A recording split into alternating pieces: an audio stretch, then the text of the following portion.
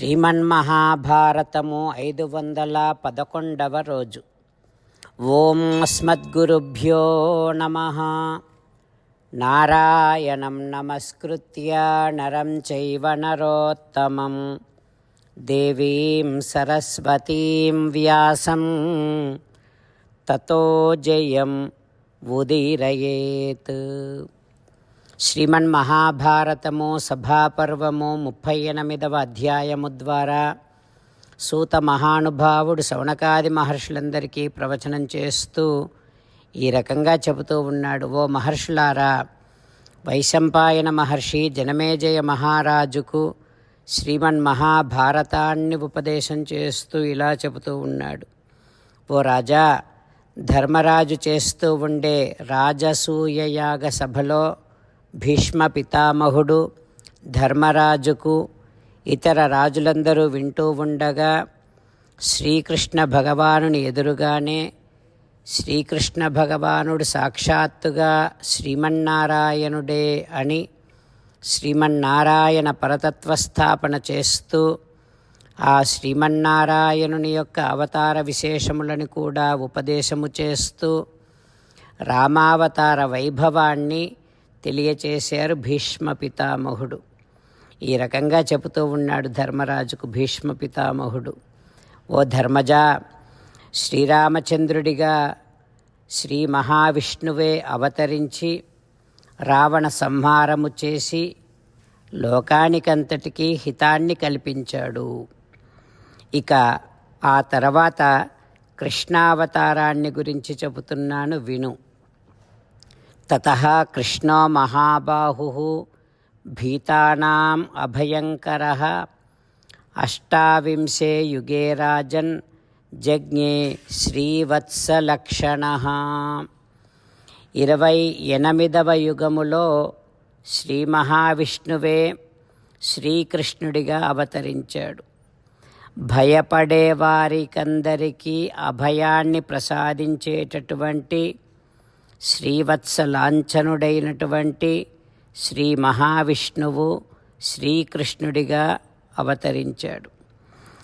అందమైనటువంటి వాడు, ఉదారమైనటువంటి స్వభావము కలిగినటువంటి వాడు, బహుమతో నృషు, లోకములోని చాలామందికి ఇష్టమైనటువంటి వాడు, స్మరణ శక్తి సంపన్నుడు, శంఖ చక్ర గదా ఖడ్గములను ధరించినటువంటి వాడు ఆ శ్రీకృష్ణ భగవానుడు. అయితే భూదేవికి ఇష్టాన్ని చేయటం కోసం వృష్ణి కులములో జన్మించి లోకాలకు హితాన్ని చేసి వాసుదేవుడిగా ప్రసిద్ధి పొందాడు శ్రీకృష్ణ భగవానుడు. శ్రీకృష్ణ భగవానుడు సనృణాం అభయం దాత మధుహేతి సవిశ్రుతః. మానవులందరికీ అభయప్రదాత శ్రీకృష్ణ భగవానుడు. ఆ కృష్ణుడే మధువు అనే రాక్షసుణ్ణి సంహరించాడు. శకటాసురుని, యమలార్జునుని, పూతనను సంహరించినటువంటి వాడు ఆ శ్రీకృష్ణ భగవానుడు. మానుష రూపములో ఉన్నటువంటి కంసాది రాక్షసులను యుద్ధములో చంపాడు. లోకహితము కోసమే ఈ మహాత్ముడు శ్రీకృష్ణ భగవానుడు అవతరించాడు.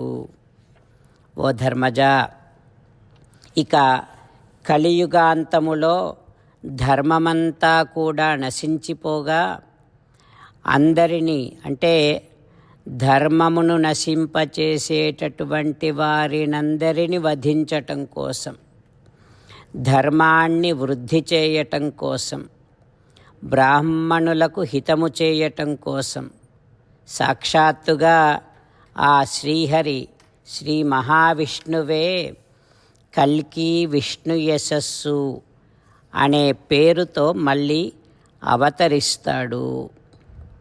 ఓ ధర్మజా, ఇవే కాకుండా ఏతేచ అన్యేచ బహవః దివ్యా దేవగణైర్యుతాః ప్రాదుర్భావాః పురాణేషు గీయంతే బ్రహ్మవాదిభిః.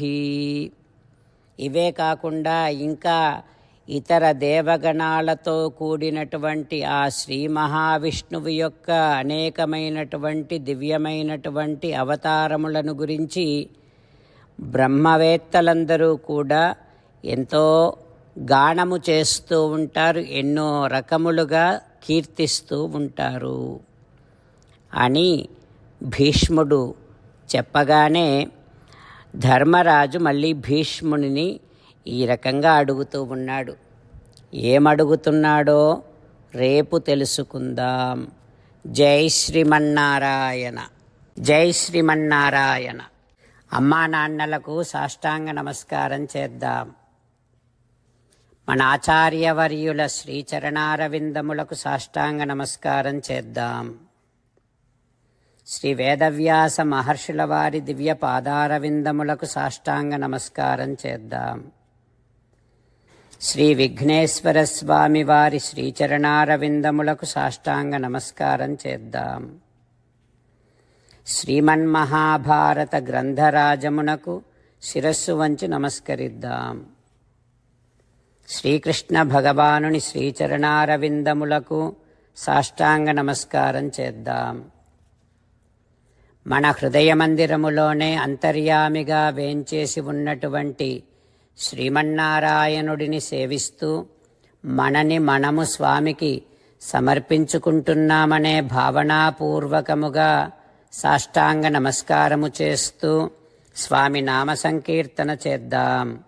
శ్రీమన్నారాయణ నారాయణ నారాయణ, శ్రీమన్నారాయణ నారాయణ నారాయణ. శ్రీమన్నారాయణుడే శ్రీకృష్ణ భగవానుడిగా వచ్చి మనందరికీ భగవద్గీతను ఇచ్చి మనందరినీ ఒక 8 పనులు చేయమని చెబుతూ ఉన్నాడు. అందుకని భగవన్ తప్పకుండా చేస్తామంటూ మనం ప్రతిరోజు ఈ రకంగా మాట ఇద్దాం. హో శ్రీమన్నారాయణ కరిష్యే వచనం తవ, సర్వం శ్రీకృష్ణార్పణమస్తు. జై శ్రీమన్నారాయణ. జై శ్రీమన్నారాయణ. భక్తులకు ప్రత్యేకమైనటువంటి విజ్ఞాపన. మీకు అన్ని విషయాలలో వెంటనే మంచి ఫలితాలు రావాలి అనంటే ప్రతిరోజు 1 నిమిషం వెచ్చించి నారాయణాస్త్రాన్ని చదవండి. ఇక మీకు తిరిగే ఉండదు. నారాయణాస్త్రాన్ని పొందడానికి మీరేం చేయాలంటే నారాయణాస్త్రం అనే వెబ్సైట్కి వెళ్ళి మీ పేరు మీ ఈమెయిల్ ఇస్తే మీ ఈమెయిల్కి నారాయణాస్త్రం PDF వస్తుంది. అందులో ఒక రామాయణ శ్లోకం, ఒక గీతా శ్లోకం, ఒక విష్ణునామం ఉంటాయి. ఆ 3 కలిపి నారాయణాస్త్రం అంటాం. ప్రతి ఒక్కరికి వేరువేరు శ్లోకాలను ఇస్తున్నాం. ఆ రకంగా ఎవరి శ్లోకాన్ని వారు ప్రతిరోజు తప్పనిసరిగా చదవటం వలన ప్రతిరోజు ప్రతి 24,000 భక్తులతో ఒకసారి సంపూర్ణ రామాయణ పారాయణ, 33 సార్లు శ్రీమద్ భగవద్గీత పారాయణ, 24 సార్లు శ్రీ విష్ణు సహస్రనామ స్తోత్ర పారాయణ జరుగుతుంది. ప్రతి ఒక్కరికి అంతటి విశేష ఫలితము ప్రతిరోజు లభిస్తుంది. అందుకని మీరు మీ కుటుంబ సభ్యులు అందరూ ఒక్కొక్కరు ఒక్కొక్క నారాయణాస్త్రాన్ని వెంటనే పొందండి. జై శ్రీమన్నారాయణ. శ్రీమద్ భగవద్గీత సారాంశముగా 18వ అధ్యాయములో 65 నుంచి 69 శ్లోకముల ద్వారా శ్రీకృష్ణ భగవానుడు మనందరినీ ఒక 8 పనులు చేయమని చెబుతూ పరమాత్మ ఈ రకంగా అంటూ ఉన్నాడు. ఎవరెవరైతే నేను చెప్పిన ఈ 8 పనులు చేస్తారో వారందరూ నాకు చాలా ఇష్టమైన వారవుతారు. అప్పుడు వారిని నేను సకల పాపముల నుండి సకల దుఃఖముల నుండి విముక్తులను చేసి నా అంతటి వారిగా చేసుకుంటా, తరగని ఆనందాన్ని అనుభవింపచేస్తా. నిజమే చెబుతున్నా, ప్రమాణము చేసి చెబుతున్నా అంటూ సాక్షాత్తుగా దేవదేవుడైన శ్రీమన్నారాయణుడైన శ్రీకృష్ణ భగవానుడే మనను ఈ 8 పనులు చేయమని చెబుతూ ఉన్నాడు కనుక హో శ్రీమన్నారాయణ కరిష్యే వచనం తవ, తప్పకుండా చేస్తా, నువ్వు చెప్పినట్టే చేస్తా అంటూ మనం ప్రతిరోజు దేవదేవుడైన శ్రీమన్నారాయణుడికి ఈ రకంగా మాట ఇద్దాం. హో శ్రీమన్నారాయణ, నువ్వు చెప్పినట్టే నేను నిన్నే సంతతము ధ్యానము చేస్తూ ఉంటా. హో శ్రీమన్నారాయణ, నువ్వు చెప్పినట్టే నేను నీ భక్తుడిగానే ఉంటా. హో శ్రీమన్నారాయణ, నువ్వు చెయ్యమన్నట్టే నేను నా విధులను కర్తవ్యాలను నీ సేవగా నీ తృప్తి కోసమనే సక్రమంగా నిర్వర్తిస్తూ ఉంటా. హో శ్రీమన్నారాయణ, నువ్వు చెప్పినట్టే నేను నీవాడిని అనే మహావిశ్వాసాన్ని సంతతము కలిగి ఉంటూ నా హృదయములో నీకే నమస్కరిస్తూ ఉంటా. హో శ్రీమన్నారాయణ, మామేకం శరణం వ్రజ, నన్నొక్కడిని మాత్రమే శరణు వేడుకో అని నువ్వే అన్నావు కనుక నేను నిన్ను ఒక్కడిని మాత్రమే శరణు వేడుకుంటా. హో శ్రీమన్నారాయణ, మా శుచః, ఇక దుఃఖించకు అని నువ్వే నాకు భరోసా ఇస్తూ ఉన్నావు కనుక నేను ఇక దుఃఖించను. హో శ్రీమన్నారాయణ, నువ్వు చెప్పినట్టే నువ్వు నా కోసమని చెప్పిన శ్రీమద్భగవద్గీతను ఎప్పుడో ఒక్కసారి కాకుండా ప్రతిరోజు కనీసం ఒక్క శ్లోకాన్నైనా అనుసంధానము చేస్తూ గీతోపదేశాన్ని జ్ఞాపకం చేసుకుంటూ ఉంటా. హో శ్రీమన్నారాయణ, నువ్వు చెప్పినట్టే నువ్వందరి కోసమని చెప్పిన శ్రీమద్భగవద్గీతను తెలియని భక్తులందరికీ తెలియచేసే నా వంతు ప్రయత్నాన్ని నిరంతరము కొనసాగిస్తూనే ఉంటా. హో శ్రీమన్నారాయణ, నేను నువ్వు చెప్పినట్టే చేస్తా, నీకు నచ్చినట్టే ప్రవర్తిస్తా, నీకోసమే పని చేస్తూ ఉంటా. కరిష్యే వచనం తవ. సర్వం శ్రీకృష్ణార్పణమస్తు.